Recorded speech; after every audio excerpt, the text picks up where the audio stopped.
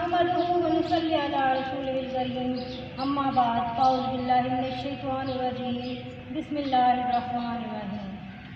मोहतरम प्रिंसिपल साहिबा, असातिज़ा कराम और मेरे अजीज़ तलबा व तालिबात, अस्सलाम वालेकुम।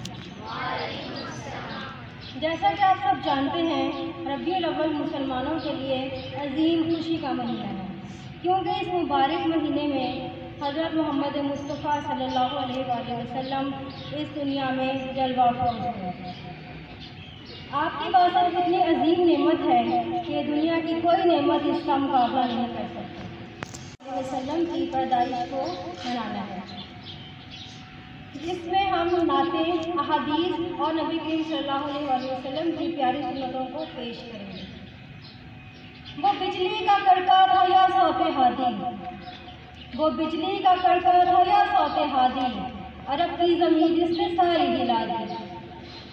उतर कर हिरा से सुए कौम आया और एक नुस्खाए कीमिया साथ लाया।